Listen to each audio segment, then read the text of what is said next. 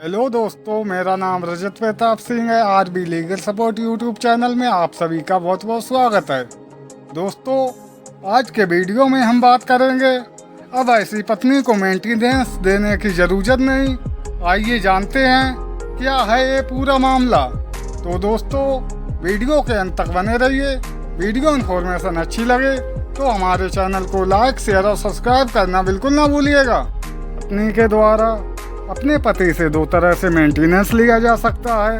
पहला होता है इंटरी मेंटेनेंस और दूसरा होता है फाइनल मेंटेनेंस।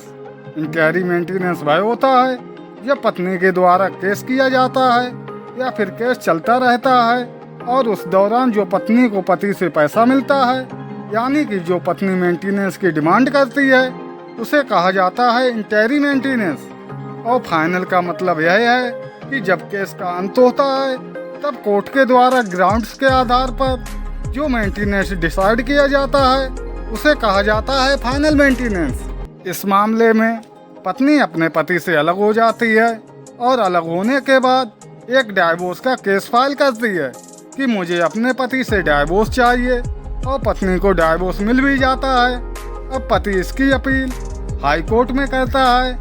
इस केस में पत्नी कोर्ट में अपीयर होती है और अपनी तरफ से सेक्शन 24 हिंदू मैरिज एक्ट की एक एप्लीकेशन लगाती है कि मुझे और मेरे बच्चे को इंटरी मेंटेनेंस मिलना चाहिए।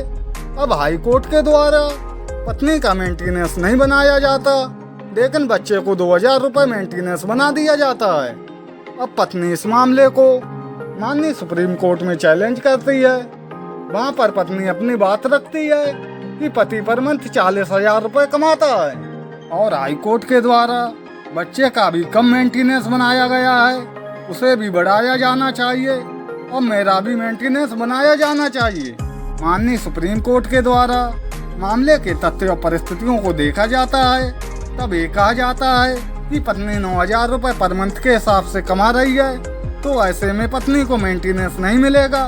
और हाई कोर्ट के द्वारा बच्चे को जो 2,000 रुपये पर मंथ मेंटेनेंस लगाया गया था, माननीय सुप्रीम कोर्ट के द्वारा उसे भी हटा दिया जाता है। इस जजमेंट का लिंक आपको वीडियो के डिस्क्रिप्शन बॉक्स में दिया गया है, आप वहां पर जाकर इसे डाउनलोड करके पढ़ भी सकते हैं। तो दोस्तों, यह वीडियो यहीं पर समाप्त करते हैं।